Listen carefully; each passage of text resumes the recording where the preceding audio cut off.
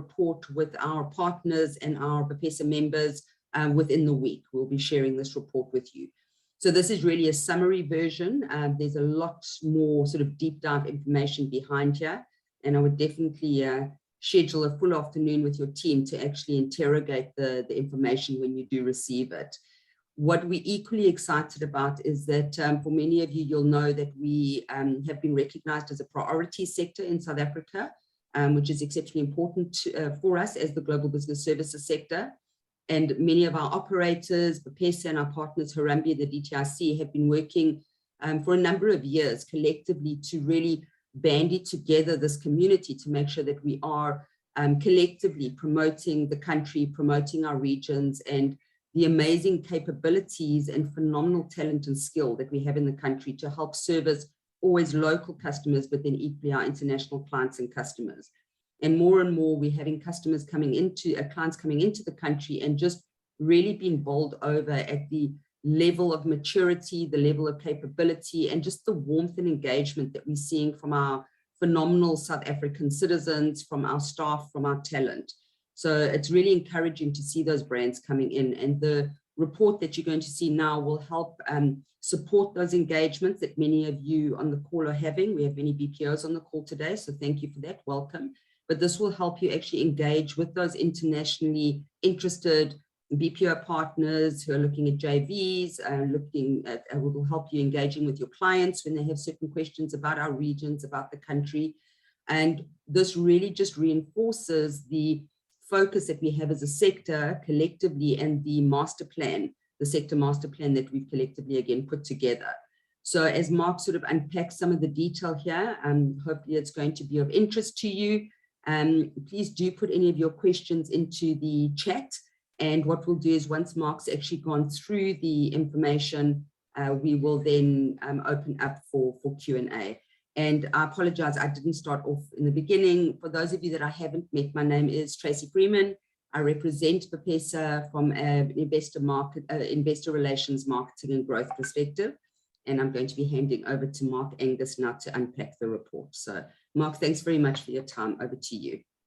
Thank you very much, Tracy, and thank you very much to BPSA as well for hosting this webinar today. A warm welcome to all our participants from all over South Africa, as well as other parts of the world. As Tracy mentioned, very excited to be part of this initiative. We were working on this report last year, and there was quite an extensive process that we went through, which I will share with you as we go through. In terms of the methodology, we interviewed and conducted over 228 quantitative and 48 qualitative interviews. And these were conducted with about 136 South African operators in various departments, including executives, directors, and heads of department. In some cases, 2 interviews were conducted, hence the numbers, so 228 versus 136. In order for us to get the required information, we had to sometimes interview 2 people in the organization to get to the detail that we wanted.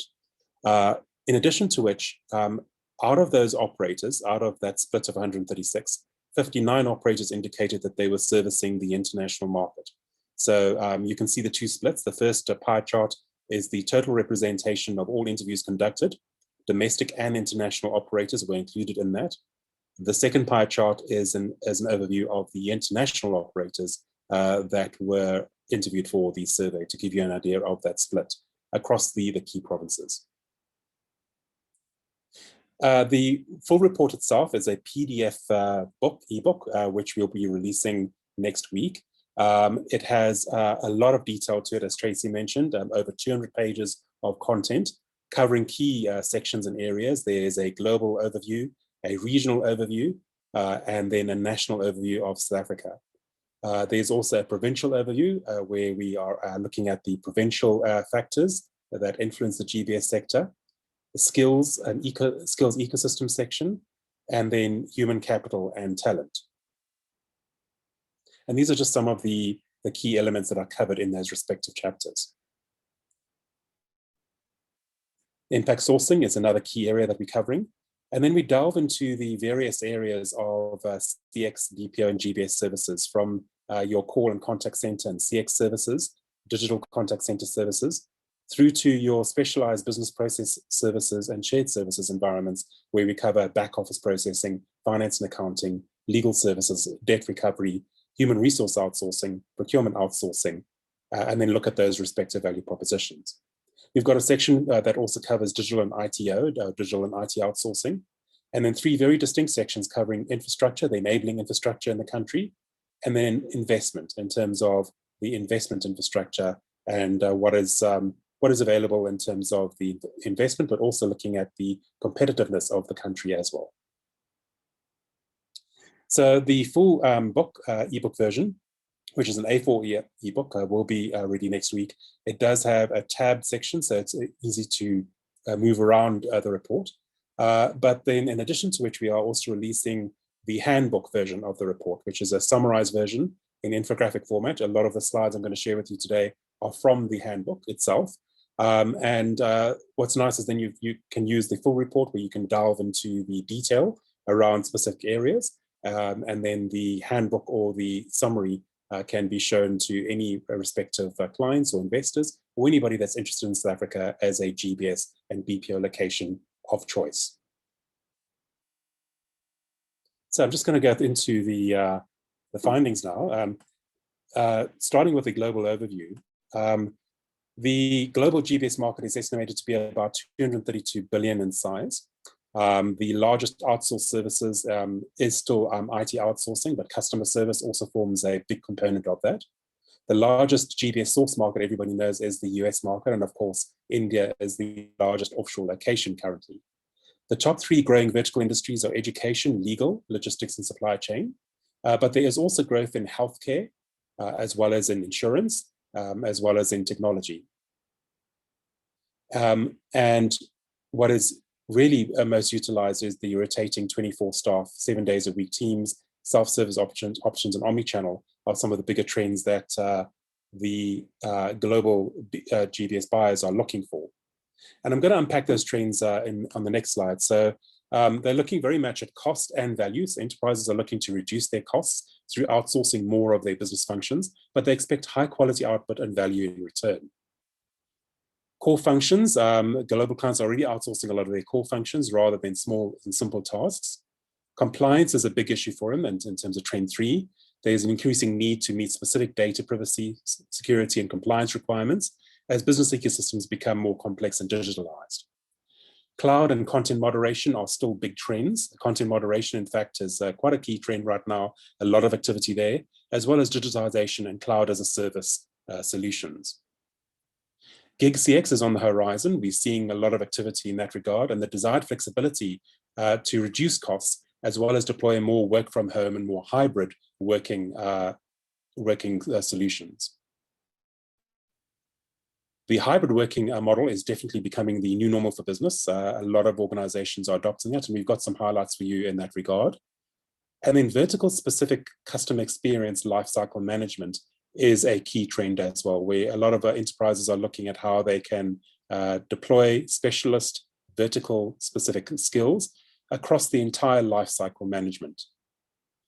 Geographic spread, outsourcers and buyers are spreading geographic delivery point risks to mitigate disaster-related effects and control costs. We're seeing a lot of that happening, where there are shifts from the traditional locations to locations like South Africa as being a key trend. And a lot of outsourcers and buyers are looking at mitigating their risk by spreading their locations across different destinations.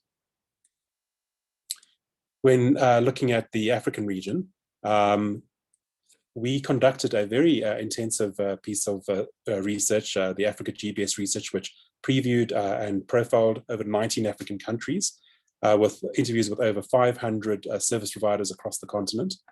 And in that process, we were able to estimate the size of the GBS market to be 16.1 billion in size.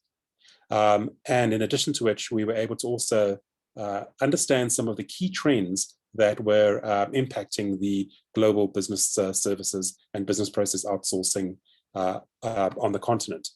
Currently, there are a number of key value propositions that Africa as a whole can provide. That includes their highly competitive labor costs, their large educated youth population, high levels of empathy, low attrition rates, fairly stable political and economic environments, despite what a lot of people perceive, and then rapidly developing ICT sectors and enabling infrastructure to enable GBS to actually be deployed. We estimate the size of the entire workforce to be at just under 800,000 in size, and that there is going to be significant growth from between 2021 and 23 of around 26%. And the next slides kind of unpack that further. So here you get an idea of the estimated market sizes of the key locations across Africa. Important to note that this is domestic and international combined. It's not just international. South Africa is the leading country in that regard, with an estimated market size of about 4.7 billion, followed by Egypt, closely by Egypt, that is, at 4 billion. And then you have Tunisia and Morocco, who are also fairly mature markets in the African locations. And then your emerging markets include Kenya, Senegal, Mauritius, Zimbabwe, and Rwanda and Ghana. You've also got nascent markets such as Uganda, Botswana, Ethiopia, Tanzania, Zambia, Namibia, Malawi, and Mozambique that have got some form of BPO programs that are developing. A lot of it is domestically focused. Some of them are starting to touch on the international or play on the international scene, but in very small numbers. But these countries are definitely up and coming, and you're going to see a lot of more activity from them. And when you translate that into their workforce sizes, you can see that it's very comparable.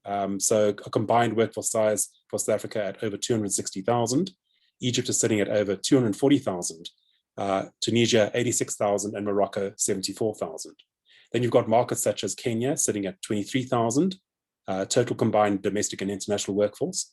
And your up and coming markets like Rwanda sitting at just over 6,000.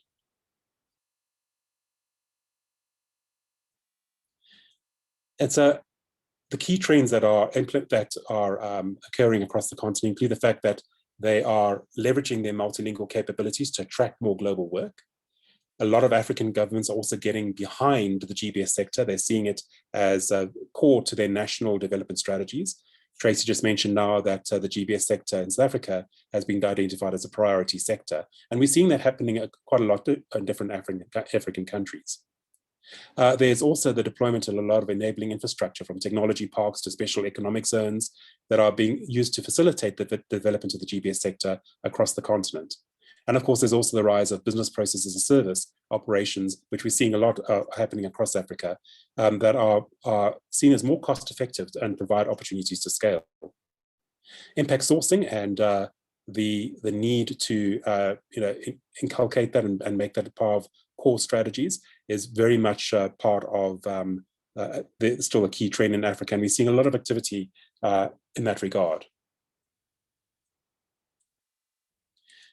Looking at the national overview in terms of South Africa, the report gives a fairly good overview in terms of the macroeconomic overview factors of the country, from the size of its GDP to inflation to the exchange rate, which I know is fluctuating at the moment, as well as other useful information for would-be investors.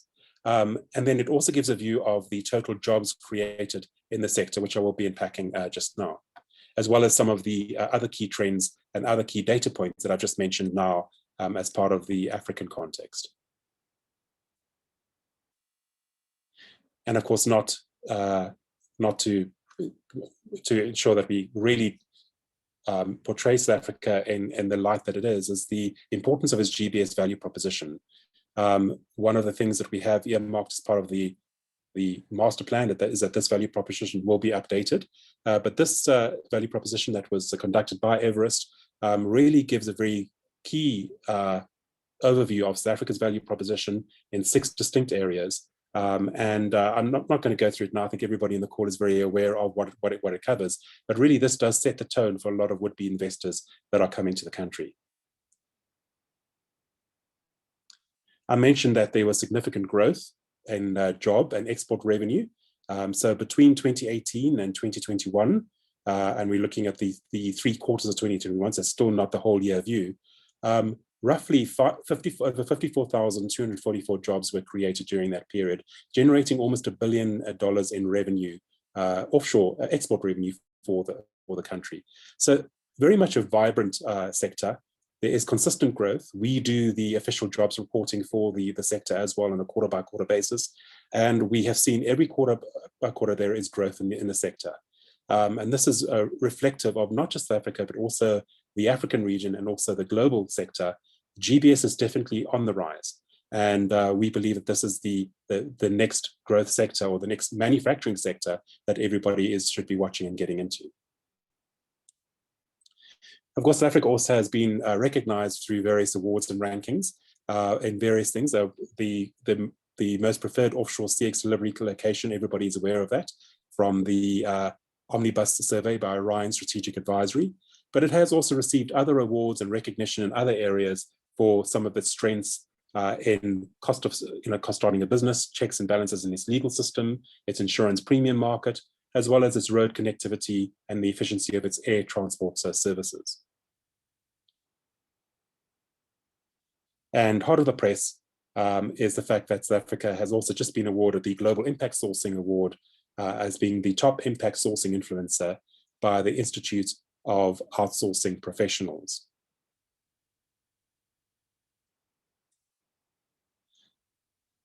As part of our analysis, and this was also formed part of the master plan analysis, we very much wanted to position South Africa as in its competitive advantage of cost and value. On average, a lot of the organizations that we interviewed indicated that South Africa can deliver low costs of up to 65% when compared to source markets. We know that. This is augmented by the GBS incentive program, which is a 5-year cash incentive for new jobs created and sustained by the DTIC, which provides a really good value cost competitiveness for the country. But underpinning this is its better customer experience. So 18% better customer experience when compared to competitor offshore markets, 5% better customer retention each year compared to other offshoring locations, which then translates into greater customer lifetime value and, of course, better bottom line profits and benefits for any investors or any operators that set up in the country and that want their consumers or their customers to be serviced from the location. The report also gives an overall indication of the source markets that are serviced from South Africa. The UK is still a predominant market, sitting at 61%. It's probably just shifting to just under 60% now with the latest data that's coming in. The United States is definitely the growth market right now, sitting at between 20 to 23%. And then Europe, as well as Australia, are also still capturing a lot of the market share. But important to also note that Africa also gets a lot of services from South Africa. There are a lot of regional headquarters in the country. There are a lot of delivery centers that are servicing Africa, whether from a voice or voice-based perspective, but also in non-voice services that are servicing countries in sub-Saharan Africa from South Africa. And this just gives you an overview of the vertical split of services by source market. The telecoms, retail, utilities, and energy are certainly still the top growth sectors or industries that are being serviced from South Africa across the different source markets, the UK, the United States, Australia, and other African countries. And then this gives you an overview of the vertical industries and the horizontal services. So you can see that just over 90% of South Africa's value proposition sits in customer experience and contact center services, which range from inbound and outbound customer services, inbound and outbound sales, and call center management and customer lifecycle management services. But there is also growth in other areas: IT outsourcing, back office processing, finance and accounting, legal services, and human resource functions and procurement functions are also areas of growth. The country is also very well known for its compliance and regulation, whether it's being ISO certified for quality, for data security, or for contact center standards, GDPR compliant. And then, of course, there are also other standards in place from various operators, whether it's for PCI DSS or BSI or SIPS or SOX, are all standards that are being provided from operators in the country. When we conducted the interview, we asked the operators to give us an indication of their shifting data protection and cybersecurity measures. And you can see here that there definitely is a lot of activity, a lot of focus on data and cybersecurity and measures being deployed. from the availability of IT resources for teleworking, to providing at-home access to restricted systems, through to constantly updating data protection processes. And then a lot of them are looking at deploying new types of data security and cybersecurity measures, which includes reviewing their privacy terms with vendors and suppliers, shifting to contact center as a service, and limiting the nature and volume of additional personal data processing, as well as amending privacy policies with their clients. Work from home deployment is still happening and is still very much entrenched in the industry. The best practices being deployed there are work at home programs for management and agents, virtual business continuity plans that are being deployed, as well as also updating HR practices to take into account these new hybrid working models that are coming in place.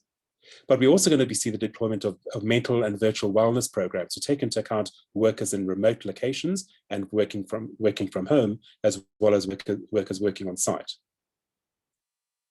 And as a result, a lot of organizations are updating their employee performance appraisals, as well as the way that they collaborate and they engender their culture in their agents and their employees. Business continuity is also very much a key component when we conducted the interviews for the survey. Top business continuity initiatives that are currently deployed include regular business continuity impact analyses, compiling business continuity plans, prioritizing essential customer services. And then coming down the line, you're going to see a lot more happening in terms of multiple forms of disaster recovery simulations, detailed BCP plans with ranked recovery priorities, and multi-location crisis communication plans are also some of the elements that they're going to be deploying as they move forward.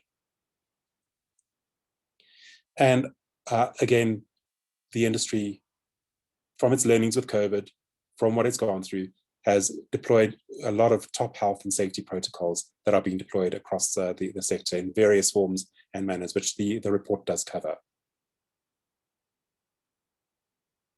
And this is an indication of the split of knowledge workers or agents that are deployed across hybrid and virtual physical models. You can see that it sits between being completely on site at 41% or completely at home at 27%. And then some operators are sitting in between where they've deployed agents, whether it's 2 days on site and 3 days at home, or 3 days on site and 2 days at home, or 1 day on site and 4 days at home. It just depends on their model. And of course, it also is very much driven by their clients and what their clients require and what they look for in their operators.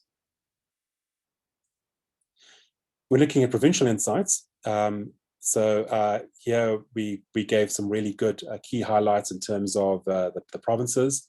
We all know Gauteng has got the largest GDP, the largest number of annual matric graduates sits in KwaZulu-Natal. Johannesburg is the most populated city. The Western Province has the largest number of international seats and workers and the installed base of GBS and BPO workers in the country.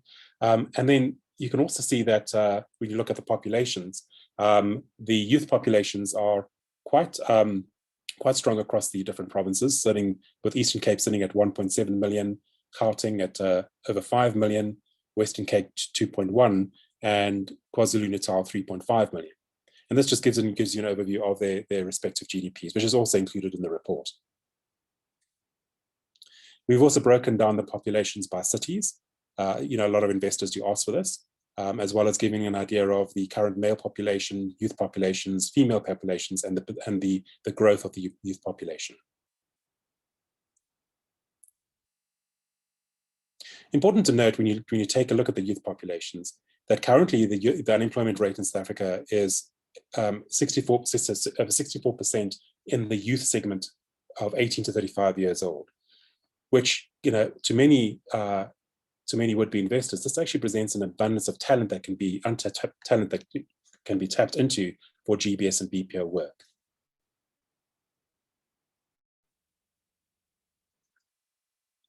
The report also gives an overview of the salaries, current GBS BPO salaries that are being provided. Important to note that these are average salaries. They would probably differ from operator to operator. We are looking at doing a more exhaustive salary survey. That gives you an idea of the salaries being provided from the different provinces. Eastern Cape has the lowest salaries, and Gauteng offers the highest salaries, with KwaZulu-Natal and Western Cape in between. And then when you're looking at the provinces, you can see where the services are sitting. So the vertical industries that are serviced from by providing international services, this gives you an idea of the split per province where that sits. So the Western Cape, which holds about just over 46% of the market share. That is the predominant province. As I said, it's got the largest installed base. And KZN sits at just over 36%, Gauteng at over 15%. And between them, this gives you an overview of the vertical industries that are serviced from an international perspective. The report also then gives you an overview of the value proposition. So as part of our extensive process and research work, we have also developed 4 value propositions for the 4 provinces. The Eastern Cape is actually being launched tomorrow, though we did actually release elements of it last year. They've really got a lot of potential to grow in their automotive and logistics sectors, and have got a burgeoning domestic BPO sector that has the potential to really provide really good global GBS services. And in some cases, there are already operators that are doing that. And these are just some of the brands, whether it's GBS BPO brands and other clients and brands that are based currently providing services from the Eastern Cape. Gauteng is very much known for its niche domain IT skills and IT enabling services and its next-gen digital delivery capabilities, very much sitting within its vertical specific shared services expertise. There's a lot of shared services centers and environments, world-class environments that are housed in Gauteng. And this just gives you an idea of some of the brands and major clients that are based in Gauteng at the moment.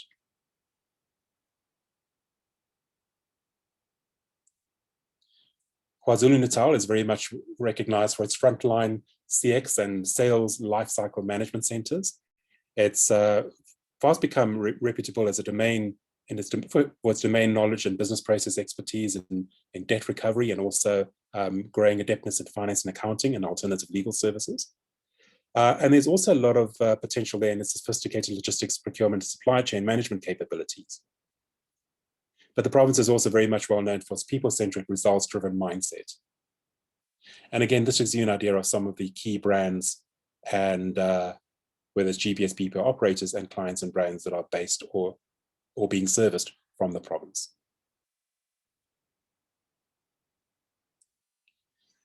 Western Cape is the world-renowned end-to-end customer lifecycle management location, globally recognized for its business process outsourcing and frontline contact center and voice-based services.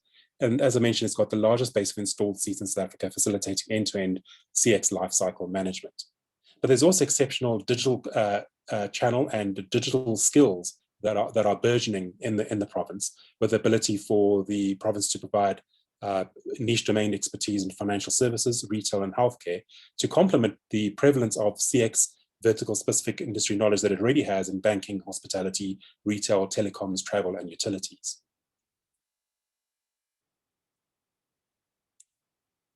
And this just again just give you now a view of some of the key GBS BPO operators and major clients and brands that are either based in the province or being serviced from the province. Important to note, these lists and these logos are not exhaustive, so there may be some missing, and that's something obviously we'll be tweaking as we move forward with the report. But the report does have this view in it in the ebook itself. And then, of course, there's the lifestyle factors. So, when you look at the different locations, the business hubs, each business hub, each location has got fantastic lifestyle factors that it can provide. We've given a full overview of what those look like, as well as also some of the ancillary lifestyle factors, from the weather to the safaris, beaches, mountains, the beautiful country that South Africa is, and its beauty that it provides to any would-be investors or anybody that is actually looking at locating in the country. Looking at the skills ecosystem, I'm not going to spend too much time on this because this was actually covered in the handbook, but important to note that there is a prevalence of universities in each province, TVETs, colleges that are seeding talent into not only the GBS sector, but also into the wider workforce pool.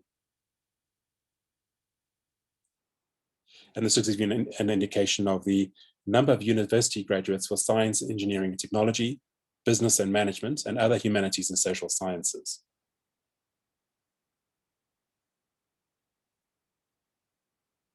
And this is underpinned by some of the sector education and training authorities that are able to provide course accreditation. And their core role is to improve and develop skills within the sector. And there is one that is also focused on the GBS sector. When looking at human capital and talent, I think everybody has seen these stats before, but over 16 million English speakers in the country, a huge youth population, roughly 410,000 English speakers being added to the workforce annually. There is neutral accents, high levels of empathy, CX profession life cycle expertise, as well as the cultural affinity with Australia, the UK, and the US. And South Africa is very much well known, and its agents very well known for their high EQ and IQ.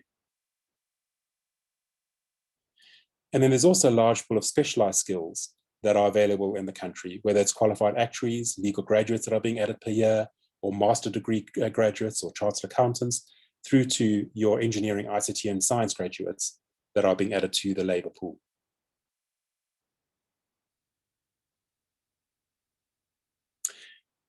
We also then provided a comparative benchmark of the current call center and salaries, whether it's contact center agents or team leaders or quality assurers and contact center managers, to those of the key source markets, Europe, the US, the UK, and Australia. This is included in the report. And this just gives you an idea of how competitive South Africa is and what cost savings a would-be investor can generate when coming to the country, and the labor cost that it saves.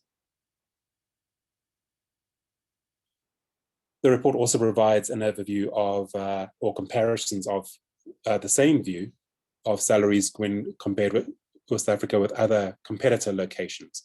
So we've looked at Egypt and Kenya, India, Jamaica, Malaysia, Philippines, and Poland, which are a lot of the maturing BPO GBS locations, or the most active ones. In many cases, South Africa finds it very hard to compete with these locations, with the exception of Jamaica and Poland.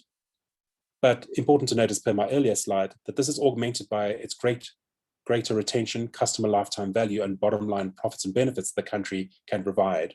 So very much the country can not only provide those labor costs and those total loaded operating costs that are lower, but also this is augmented by its customer lifetime value that it provides.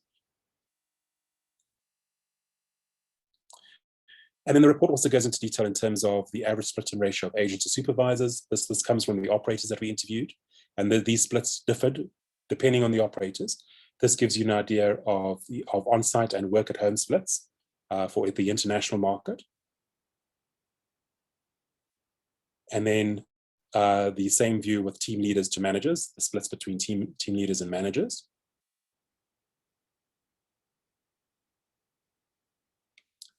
And then average tenure, domestic and international, the average tenure of agents in the organizations.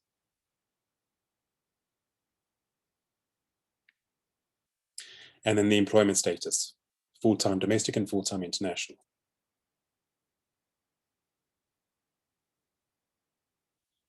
A key area that we covered as part of the report is looking at attrition.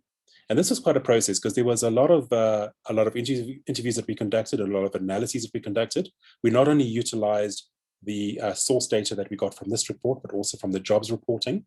And so we were able to give an idea of the attrition that is currently sitting within South Africa. And this is being portrayed in two distinct areas, in customer experience and contact center services, where you see that it ranges in various cases, from as low as 9% to as high as 85% or 92%, depending on the operators and who they are. And this view gives you an idea of inbound customer service, outbound customer service, as well as outbound sales and inbound sales.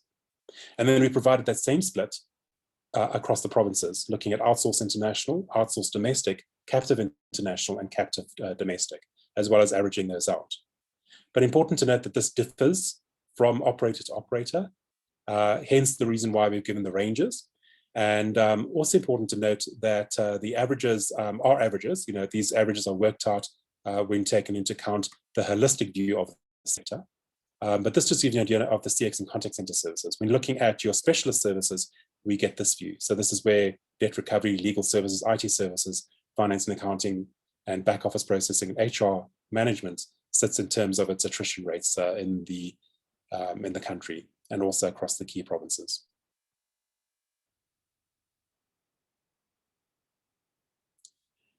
Multilingual capabilities, we know that South Africa has got great English language skills. Afrikaans is also there, which has similarities to Dutch. French, there are also pockets of French, Italian, and German speaking speakers in the country too.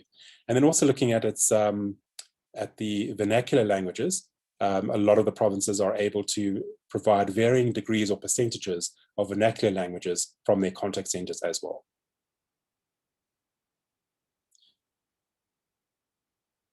One of the things we've obviously highlighted is the gender diversity in the sector. The fact that 54% of workers are Black, or 32% mixed race, and 10% are Indian, and that over 60% or 65% of workers are female. This is something that a lot of investors do look for. And then impact sourcing. I think we all know that there is a lot of focus on this, a lot of activity. Again, South Africa won the award in this regard, but important for us to also denote this and to put this forward to any investors that are looking through the report, and the significant, not only cost savings, but also the access to this type of talent and how committed they are, and how motivated they are, and how responsible they are when deployed or employed in contact centers or in any type of delivery center. Great.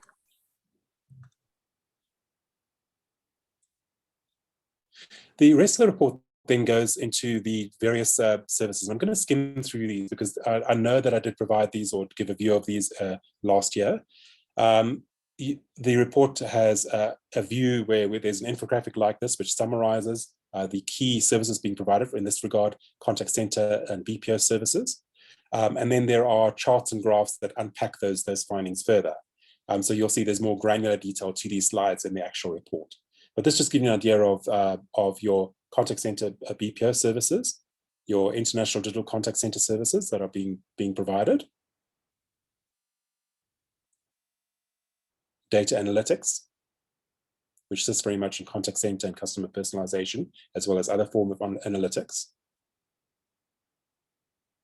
CX measurements, so first call resolution, net promoter scores, IVR surveys, and customer satisfaction surveys are very much part of service ratings and measurements, but there are also other forms of measurements that are being deployed. Social media channels being utilized. And then looking at your specialist BPS shared services, international back office services, assistant operations or administration support, transaction processing and order fulfillment, as well as other forms of back office processing services.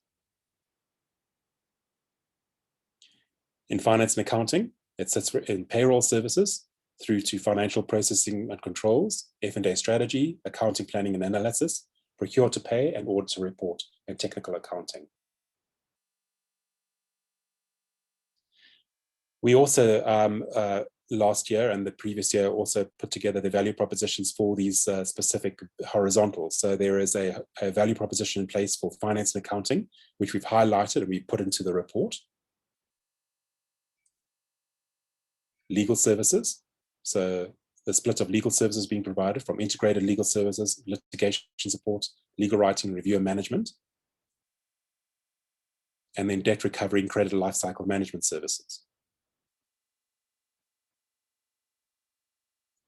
And again, there was a value proposition that we put together for alternative legal services, which gives an overview of where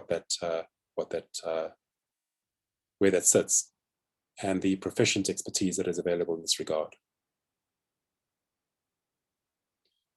Human resource outsourcing, so human resource management services. It sits within multi-process human resource outsourcing, but also in recruitment process outsourcing and benefits administration outsourcing, as well as learning services outsourcing.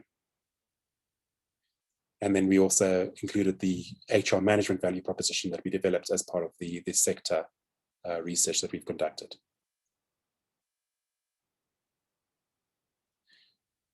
International next generation digital expertise being provided from the country sits within AI, data analytics, robotic process automation, data science, machine learning, and mobile application development. But important to note that this is very small pockets that are being provided. It's burgeoning, it's growing, but very much small pockets of services that are being provided from the country.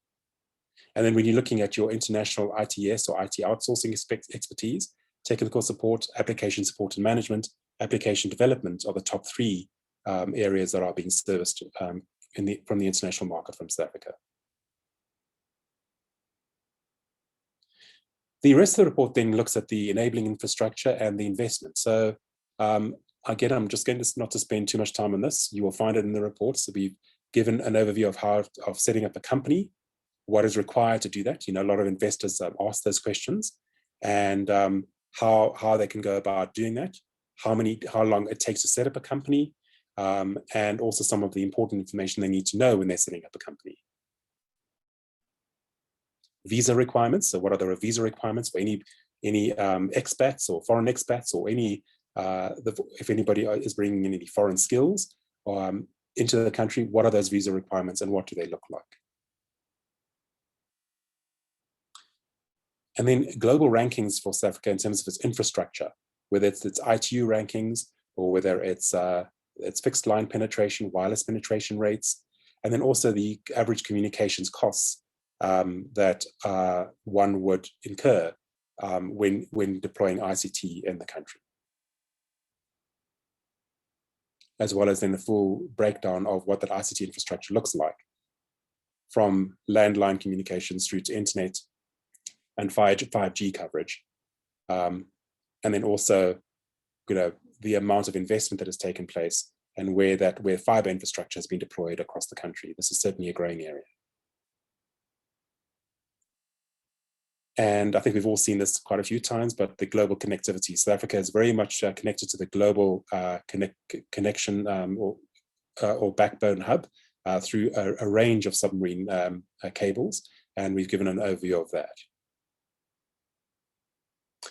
Property and real estate, so we've also given average monthly rentals per property across the provinces for P grade, A grade, and B grade offices. And then flight travel distances. So, you know, how long it takes to travel to South Africa compared to other locations, and such as the Philippines or India. You know, there's a lot of would-be buyers or investors that ask those questions. And they're quite surprised when they hear, you know, at the time it takes to actually travel South Africa, and that there are direct flights from South Africa to the hubs of New York, London, Atlanta, Perth, and Sydney are just some of the locations that are being serviced. And then also looking at staff and agent transport costs, whether it's bus fares or mini bus fares. We've given an overview of that across the key cities in the provinces. From an investment perspective, as part of our global vertical industry demand survey, we also conducted interviews with global buyers, 360 to be exact, source market global buyers enterprises, and we asked them the question, what would make them consider outsourcing to South Africa? This information is included in the report, and it gives you an overview of what they're looking for from a CX and voice services perspective, cost performance benefits, work at home, on-site hybrid working models, vertical industry specific expertise and talent, industry professional contact center and CX standards, and leading edge security and data protection capabilities are the 5 top elements that they would look for if they were to outsource to South Africa. We've given the same view in terms of digital and ITO services, skilled data management services, data analytics, reliable technical help desk services, fintech services, and tapping into a scalable pool of digital and IT talent would make them consider outsourcing to South Africa. In finance and accounting, they would look for automated and intelligent finance and accounting processes, exposure to F&A best practice. They would want to reduce the F&A running costs and tap into advanced F&A expertise and talent, as well as receive integrated value-creating F&A service delivery. In legal services, they would want to reduce their legal costs, tap into advanced legal expertise and talent, look at deploying automated or AI-based legal functions or processes, and get skilled litigation paralegal support, as well as expert legal research services. In HR management, they would look to enhance their employee experience, access the best or latest HR technology, receive benefits administration services, and tap into flexible staff on demand or gig workers while decreasing their HR running costs. Those are the top 5 elements they would look for in HR management services. In learning services, they would want to get customized learning services, receive integrated learning service delivery, proficient learning and administration support services, access online video education tutoring services, and capable learning content development services. And of course, we know that South Africa's investment environment is underpinned by the fantastic GBS incentive program from the DTIC, which offers real value and cost competitiveness for the country. The 5-year cash incentive, which reduces OPEX costs from between 8 to 10% for a lot of would-be investors. And there are also other investor guarantees, which we've covered in the report, whether it's investment incentives and investment guarantees that support and also provide a sense of security to any GBS investors that are looking at investing in the country. And then again, this is underpinned by some of the special economic zones and in industrial and development zones, a lot of whom are also deploying BPO parks in some form or manner, or have already got BPO park facilities in place that are plug and play facilities for GBS operations. And then finally, the report gives an overview of South Africa's world competitiveness and according to the World Economic Forum and where that's ranked in its enabling environment, human capital markets and innovation ecosystem, as well as its global talent competitiveness and what that looks like and how South Africa scores and ranks in that regard. And then finally, our organization GBS World also puts out the GBS World Competitiveness Index. And here South Africa, in terms of CX and back office services, was ranked in 5 distinct areas: customer lifecycle management, customer support administration, back office processing, data management, and digital contact center services. You can see South Africa was in the top 5 in each of those, and was recognized as the top number 1 in customer lifecycle management. Finally, as part of the report, Tracy mentioned and gave thanks to some of the operators that have supported the report. We've included their profiles at the back of the report, and the invitation is there for other operators to also include their profiles. So currently we've got Boomerang, Capability BPO, and Eye Contact, and we've got a few more that are coming in as well that are supporting the report. And those profiles will sit within the report and obviously will be showcased whenever the report is sent to any potential investors that are looking at the country. Tracy, thank you. I think that covers it. Absolutely, Mark, and I think you've gone all fuzzy. I'm not sure what's happening to my camera. So, sorry about that. I feel like a ghost in the machine right now. I don't know what's going on. So, Mark, that was absolutely fantastic. Thank you so much. I think that what our participants can see, and just a reminder, this is a snapshot of what's actually available in the report, but there is a depth of information available. What we're loving about it is that it has put everything together in one package. And for our operators that are on the call, for our matchmaking partners that are on the call, we know that there's a number of questions that clients and BPOs are constantly asking and looking for. And this is really going to be a packaged response to those questions. So some of the data may be well known to us as South African individuals and organizations, but these are the questions that our international partners, our investors, our clients are often asking. And the report is giving them a sort of a concise response to those questions. But at this point, I'd actually like to open up to our audience that's joined us. I'm sure there's a couple of questions. There's a lot of information that has just been presented, and I'm sure your minds are spinning, but are there any specific questions that have come out after Mark's presented? Please feel free to raise your hand so we can just call on you. We'll unmute you so that you can ask, or you can pop something in the chat. We'd really just like to know how you found the presentation and the information that was presented.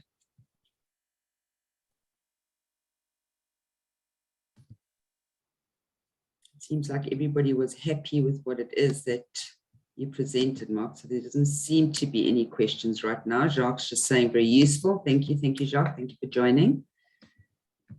So I think at this point, and I am going to be calling on Andy. I'm not sure if he's off his other call. So Andy, I'm hoping that you're hearing me in the background, but I'd like to call on you to come and just chat to our participants on the back of the presentation that Mark has just done. And thank you, Yusuf. I'm glad that you managed to attend from Sergo. I'm here. Thank you. I just can't start my video, but not that that's material. Yeah, so I'd first of all like to start by thanking and congratulating you, Mark, and the Genesis Knowledge Executive team for a really substantial body of work. Tracy, to thank you as well. I know this has been a long time in the making, trying to come up with information that's got great value to a range of different stakeholders, and that's what's so exciting. As you say, it does create some consistency in the way the message gets across, but there's a lot of value in it. So how many times, does someone writing a proposal in a business development team need facts and data on hand and graphs and charts, etc., and they've got that, so that's really hopefully going to help. How many times, do we in BPSA receive requests from analysts or requests from intermediaries, the professional services firms working on behalf of their clients, and we can share with them information. They're going to get the same message and view from everybody else. And then, of course, it just does really present South Africa professionally across so many different dimensions, and that responds to the questions that are typically received. So I think it's been a long time in the making. It's been a long time coming, and it's a big milestone for us to have. And Mark, thank you for the presentation. Thank you for the all the detailed work that's behind it, and congratulations. And I really want to urge everybody on the call, what our partners in Knowledge Executive, what BPSA is doing through, with Tracy and her portfolio, and in partnership with the Detail Center is to try and create as much relevant collateral that's updated, that talks to the requirements and the information requirements that the key stakeholders have. And this is one such one that really does consolidate a whole lot of information that we typically are asked. So thank you, and congratulations, and hopefully it can be a very well used resource, in time to come, and then no doubt be refreshed on an annual basis to keep it current. But yeah, and congratulations again. Brilliant job. Thank you, Andy. Thank you very much. And again, I just wanted to say thank you to all the operators who are on the call today. A lot of you were interviewed for this survey. We just want to thank you for participating and for giving your time, and not only just for the survey, but also for the value proposition work that we did, whether in the Eastern Cape or the Western Cape, and then previously in Gauteng and KwaZulu-Natal. Thank you for your support. Without you, we wouldn't have been able to do this job. And again, just a special thanks to BPSA, to Andy and to Tracy and to Samantha and the team for your support, as well as the regional representatives, Jürgen, Shona, Lynn, Samkelo. I hope I'm remembering everybody. Thank you for your support as well. And then not to mention also Andy, the DTIC, and Harambee, who have been really great partners in this whole process as with walking this journey with us. But thank you so much to them as well for their support. Mark, just before you close off, something I perhaps should have singled out and commenting and saying thank you and congratulations to you and Tracy and the team, is taken a long time for South Africa to be able to articulate a national value proposition and then regional value propositions that portray the distinctive, and compelling attractions of each region, but all rolled up into one from a look and feel point of view, and providing the right kind of information to our members in country looking at expanding across regions, but also to new entrants into the country, and of course the client base. And I think that's a significant milestone and something that we want to keep refreshed, keep building on, so that the South African story, whether it's at a national level first and a regional level second, articulates the strength of what's on offer across this great country, consistently and accurately. So well done for that. And hopefully everybody now finds greater value, in being able to tell the story across the regions and at a national level, so well. Thank you. Thanks, Andy. And just on the back of that, for those that have not yet registered, we are doing the Eastern Cape value proposition launch tomorrow at 2:30 South Africa time. If you haven't registered, if you want to, it's on the BPSA events website. I'll pop the link into the chat in a moment. And then there's also the Western Cape Deep Dive value proposition. The date will be coming up probably sort of early March. But what is going to be fantastic is that this data is going to be used when we are doing the upcoming 3-city tour from the 18th to the 25th of March, where obviously we're going to be visiting Western Cape, KZN and Gauteng, and utilizing this information to showcase those regions. But I'll also say, well done, the hard work is over from the perspective that we know that this was a monster research piece. And when Mark's team sat with each and every one of you, I'm sure there were moments where you're going, is this ever going to end?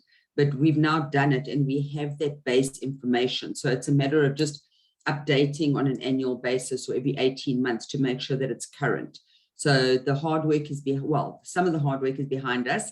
Now it's a matter of actually getting the information out to our global community and supporting you as organizations to pitch and sell South Africa. So thank you very much to everybody. Mark, Andy, Samantha, thank you for joining and assisting to get the event up and running. To each and every one of our colleagues that has joined to partake, appreciate that. And then I have received a couple of requests on the back end from some of you that are interested in having your company profiles included in the report.